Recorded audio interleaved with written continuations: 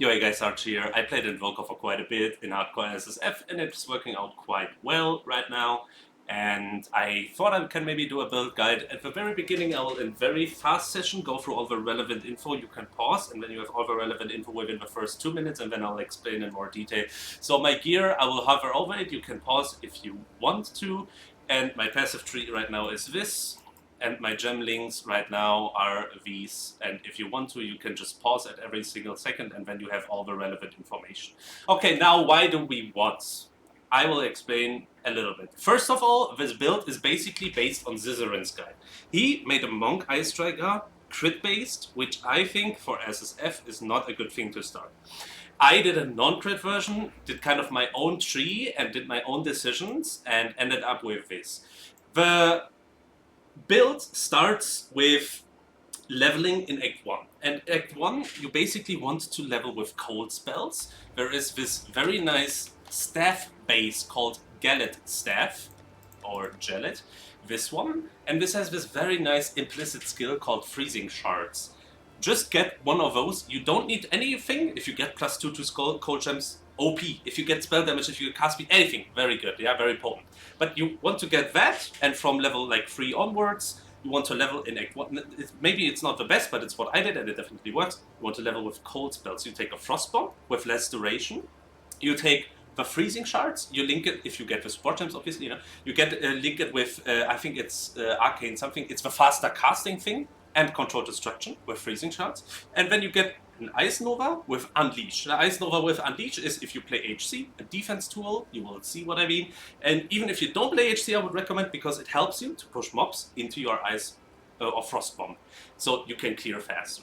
With that, one last thing I have to add, Freezing Shards are shotgunning. If you fight bosses, you want to stay in them and freeze shard them to death and frost bomb them. That's the playstyle, that's all you need to know. You can just travel through some of a skill speed and take all the skill speed nodes here and be vibing. At level 14, maybe you see this and the multi-bell leveling is nerfed, but at level 14 you want to swap to Ice Strike with any weapon that has like some fist damage. You always want to have fist damage on your staffs, like this one maybe. This is 37 base now, but I don't have like a level, there's a level 10 base, for example. If you have like any fizz, any attack speed, any flat damage, everything works, everything is good, okay? So you want to take these, Ice Strike, and the Ice Strike then first of all gets linked to Martial Tempo and either Primal Armament or probably Primal Armament. I think this is a T1, but if not, then you can use Close Combat. Ice Bite is last, okay? And then you get a Tempest spell, and you link the Tempest spell with Rage and Overabundance as early as possible, and then Glaciation and Rage Forged is your fighting as well. What you want to do from level 14 onwards is take multiple Tempest spells, put multiple Tempest spells down onto the boss, and kill the boss. Because you don't even have any spirit yet. You have 30 spirit from the King and the Mist in Act 1, that's Herald of Ice, okay? And after that you get all the other auras. But since you don't have auras, you have space. And you just put there 3 or 4 Tempest spells and you completely annihilate everything in the campaign, okay? So, this is how you level the build. Eventually you get more spirit, eventually you get more levels. I would not recommend going into ES and Energy Shield early on, obviously. I would take all the skill speed nodes, I would probably still travel through this, and I would take this cluster first. And after that, I would probably travel down here. It's probably not ideal. You want to probably pick up this at the beginning to have a little bit more damage. You can then go through here, start taking these nodes, start taking the attack speed nodes, and kind of rush this. Maybe you don't want to travel through here. Maybe actually you want to go here, and then take the staff top side and the herald. And yeah, you will figure it out, okay? Anyway, at some point, at the end of Act 3 maybe, you are able to obtain a chest piece. You will try all the time from Act 3 onwards to obtain a chest that is some kind of evasion and energy shield. And as much as possible of that. If you are able to achieve something finally that is maybe somewhere around 100 ES and 300 evasion, I don't know the exact numbers, but something like that, you will do your second lab. Your first lab is either this or that. Basically, I am the Thunder. The reasoning for this is that we can shock. especially when we use charged staff. I have still consistent shocks on T15 bosses, and I'm still vibing with this. This is basically just giving you chilled ground, which is kind of irrelevant because we freeze and chill everything anyways, because we play a cold build mostly. I never thought this is worth at any point. I would now ascend this if I get a good body armor, respec these, and go here in HC. Maybe in softcore you never go here until Uberlap. I would do that even in softcore because dying sucks. No? So good chest speeds equals we go here. Now we start with auras, right? What auras do we take? The most important one is hard to tell actually. Herald of Ice, we already have that in Act 1, but what do we take next? I would generally say if you have like more than 200 energy shield, you can consider Grim Feast. If you have more than 1k evasion, Wind Dancer, like just feel it out honestly and do it on your own. But Grim Feast, Wind Dancer, these are kind of the ones you want to have after Herald. And then you want to have Combat Frenzy at some point and take Resonance. Because we generate Frenzies for Combat Frenzy and then we, instead of Frenzies, generate Power Charges. I thought this is bad because I was like, wait a minute, Charged Staff, and this is the next important thing. 1 to 16 added lightning damage sounds kind of bad, even times 3. Like, that sounds pretty dog shit. Why would I waste passives on this?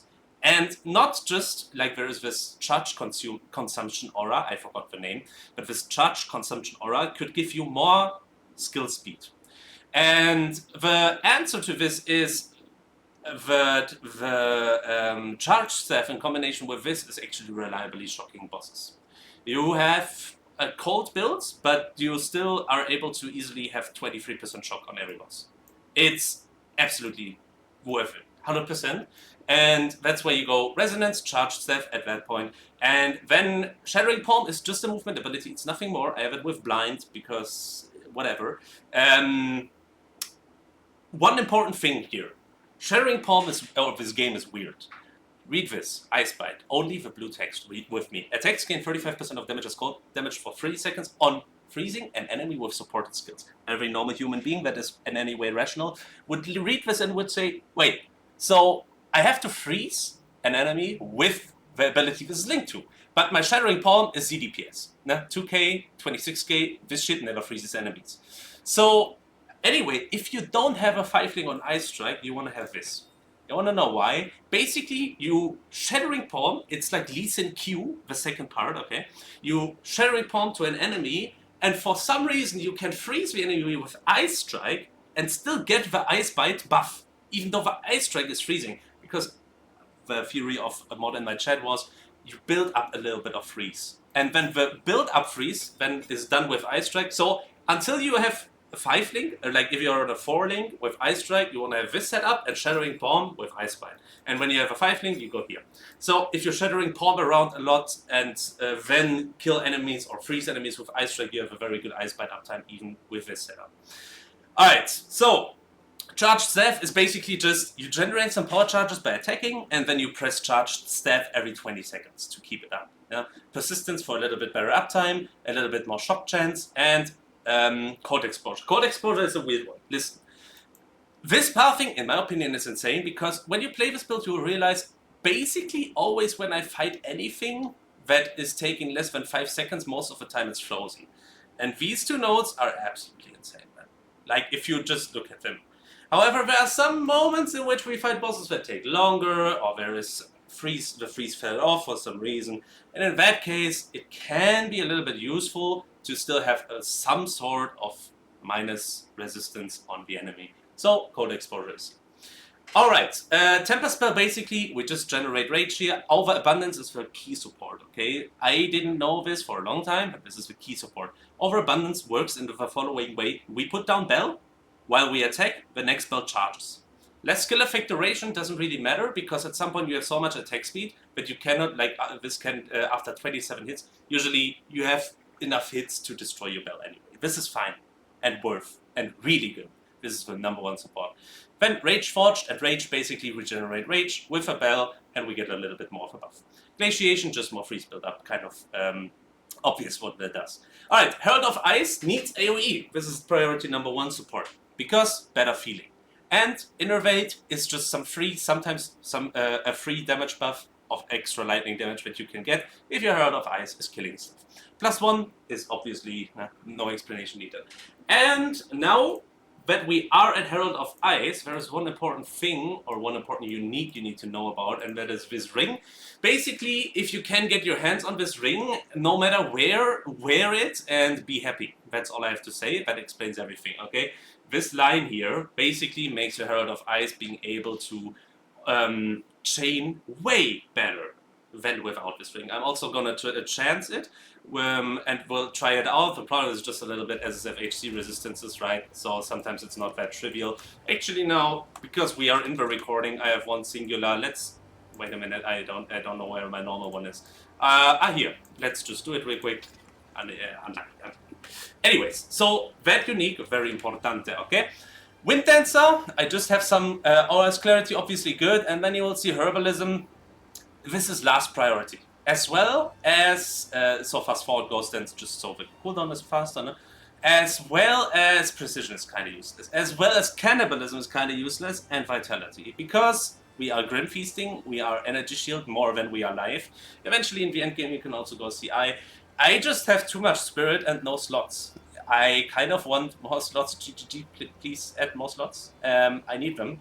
It's just I have too much Spirit. I don't know what to do with it. Like, yeah, you can always consider removing Shattering Palm, taking some kind of Castle Shock, Castle Freeze. You can experiment around as much as you want. There are arguments for a few different things you can do, but this is what I ended up with. Unknown Avatar, I just have some plus level 2 skills. It's from the Ascendancy, obviously. All right. Now we covered the Ascendancy Auto, we covered the tree and all of these things. I want to give you guys one singular information. I think these 2 points are worth in some situations to take. I think this is kind of worth to take. I just want more attack speed right now because my staff is like really good, and maybe you can also fuck around with this cluster. And also, this is something you can consider. Beside of that, I don't think that there's, and obviously this dual socket is something I should take. Beside of that, I think I took most of the stuff that is making any kind of sense. Now, the items and the itemization. This is a good weapon. How did I get it? Pure RNG and vision crafting. Basically what you want to do throughout the whole run is that you want to hide lower bases the higher level you get, and you want to transmute and augment every single staff that you find on the ground. And eventually you want to have expert long and expert slicing on your filter left and try to get them up to a decent thing, and then you just have to be lucky. That's basically all there is to it. And the same goes for body armor. This is also transmute, aug, regal, slam, slam, slam. And your filter, you can step by step, you don't have to overrush anything, but step by step you can try to adjust your filter more and more. But basically body armor and weapon are kind of forever transmute, aug, and so on. Ring I crafted with Chaos Essence. In hindsight, I gotta say, just because you need Chaos Rest, right? In hindsight, I gotta say you probably want to use the Chaos Essences on belts. Because there, I think, it is a guaranteed mod that it will end up with Chaos Rest. Yeah. Ring, this was from a vendor, but kind of same, you can use alchemies here, blah. Basically what you want, I think the gloves were gamble. This was just ID scroll, this was also transmute, and this was, I don't even remember, and a chaos one. Basically the important things are evasion, energy shield, hybrid base, body armor. As high as possible, suffixes are low priority. Helmet with as much ES as possible, while you keep resistances. This is not an ideal helmet. Gloves, ES base as high as possible. Attack speed good. Leech good. Leech really, mana leech really potent. And boots, ES base as high as possible. This is like endgame setup. Before that, just get your resistances and chill. The body armor is the highest priority. You want to have like 1400 as a body armor, evasion rating and energy shield. Anoint is probably ES and endgame. I just don't have the money, so I have this 60% increase from body armor right now. And that's kind of how you roll. You check vendors, obviously every level, while you are in campaign. But basically, cold spells are pretty good. I did like Act 1 runs in 1 hour and 3 minutes in hardcore SSF. Probably it's doable faster, probably there are also other builds, maybe there is something you guys find out. Tempest spell from level 3 gems onward, that's like level 6. You can already at level 6 technically do triple Tempest spell setup. I don't know, you can experiment, you will be fine, however, the whole campaign is smooth as fuck, and the build in maps also is smooth as fuck, but gear dependent, okay? It is really gear dependent, and it is so gear dependent, I'm level 93 with 66% XP, and I still was not able to go into crit with it making sense, because it's so hard to obtain crit gear. In the end game, I would say I did not test crit yet, but it makes sense to go crit if you are somewhere able to get over 50-ish%. And then you can also look up Zizaran's guide on YouTube. Zizaran, Monk, Invoker, Ice Strike, something. You will find there is a guide that was uploaded like 7 days, 8 days before this video. Yeah.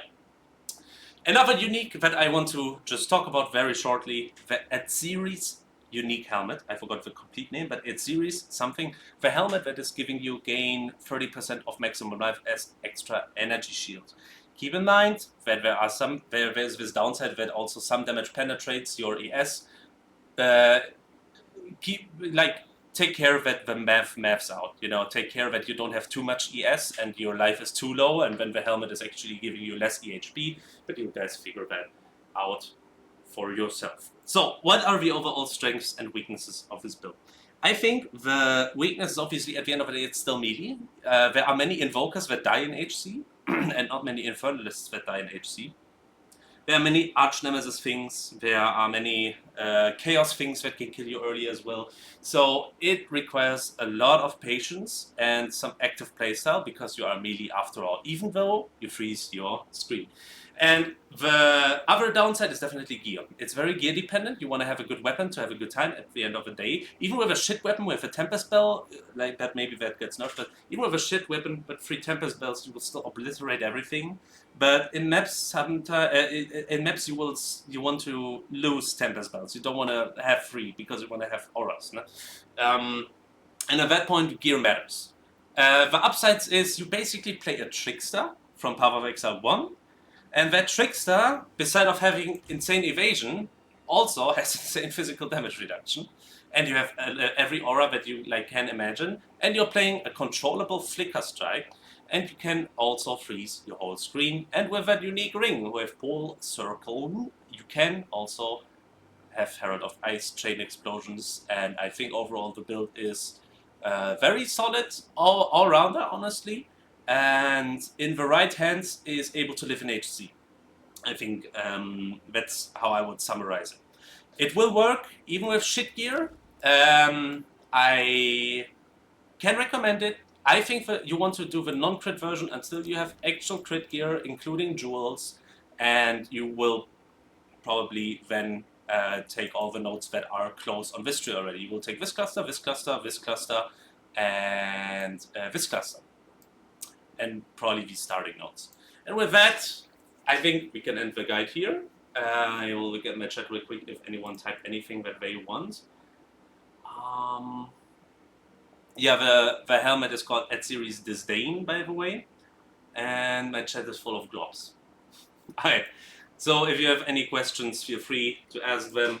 This was 18 minutes, but yeah, thanks for watching.